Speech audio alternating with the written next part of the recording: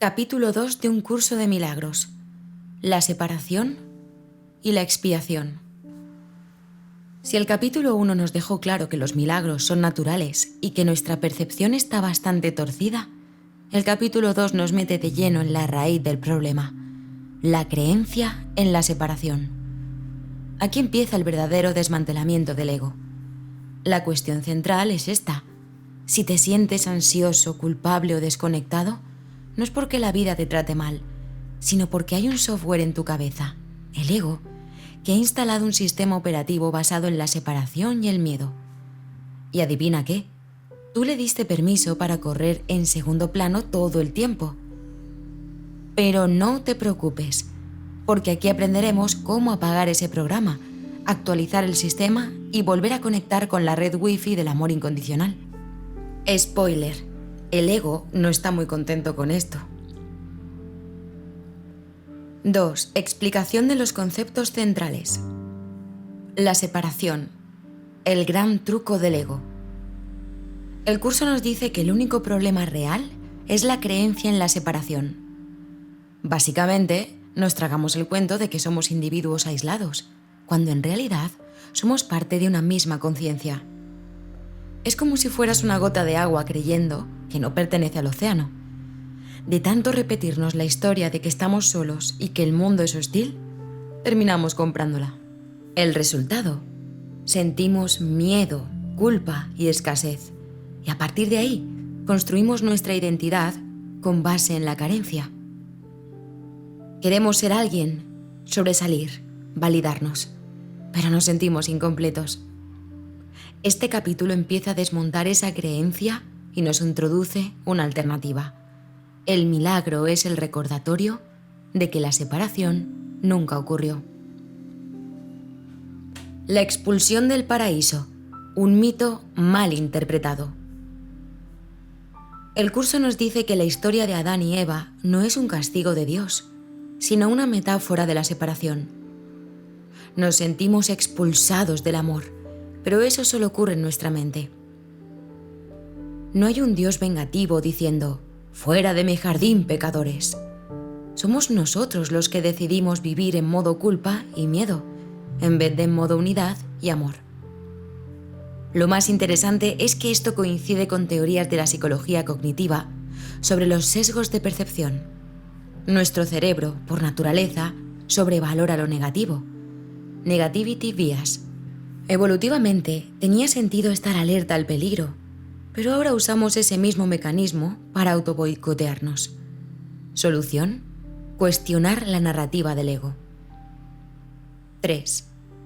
¿Cómo se relaciona con procesos mentales y psicológicos?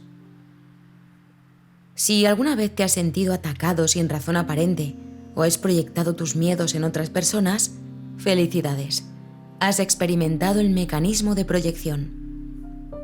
El ego odia verse en el espejo, así que toma lo que no quiere reconocer en sí mismo y lo lanza fuera. Por eso, a veces vemos en los demás defectos que en realidad son nuestros. La proyección y el efecto halo. El efecto halo es un fenómeno psicológico donde atribuimos cualidades a una persona basándonos en una sola característica. Por ejemplo, si alguien es atractivo, automáticamente asumimos que es más inteligente o exitoso. Con la proyección ocurre lo mismo, pero en negativo. Si me siento culpable, veré culpa por todas partes. Si creo que el mundo es un lugar hostil, mis experiencias confirmarán esa creencia. En resumen, tu percepción no es la realidad, sino un espejo de tu mente. Y este capítulo nos ayuda a limpiar ese espejo. 4. Ejemplos de la vida real para entenderlo sin esfuerzo. Ejemplo 1. El email tóxico. Imagínate que le mandas un email a tu jefe y él no responde en 2 horas. ¿Qué haces? Modo ego. Seguro que está enfadado conmigo. ¿Habré dicho algo malo? Me va a despedir. No valgo nada. Modo milagro. Probablemente está ocupado. Responderá cuando pueda. Y si hay un problema, lo resolveremos. La primera reacción viene del miedo y la culpa. La segunda de la confianza y la unidad. Tu jefe no es el problema, tu percepción lo es.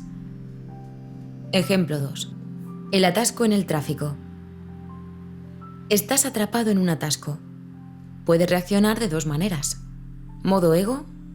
La gente es idiota, siempre me pasa a mí. ¡Qué injusto! Modo milagro. Quizás esto es una oportunidad para escuchar ese podcast que me inspira o simplemente respirar y relajarme. La misma situación, dos percepciones diferentes. ¿Cuál eliges? 5. Errores comunes al interpretar este capítulo. Creer que la separación es real. No, el curso no dice que nos separamos de Dios. Dice que creíamos que nos separamos. Es una diferencia sutil, pero clave. Pensar que el ego es el enemigo. El ego no es el diablo, es un programa defectuoso. No se trata de luchar contra él, sino de dejar de alimentarlo con atención. Confundir negación con aceptación.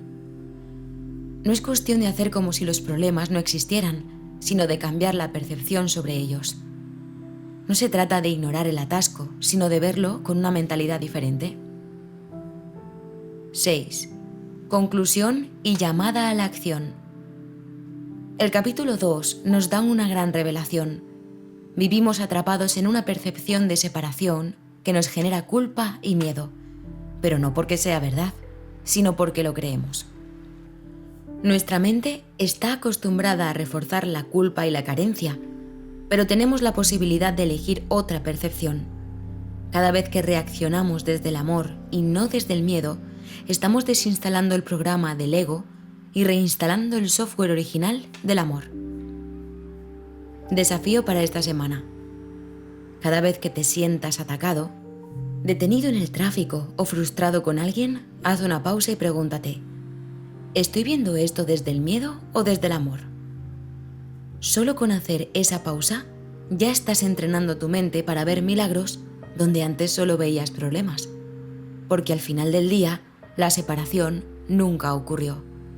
Solo estamos recordando lo que siempre hemos sido.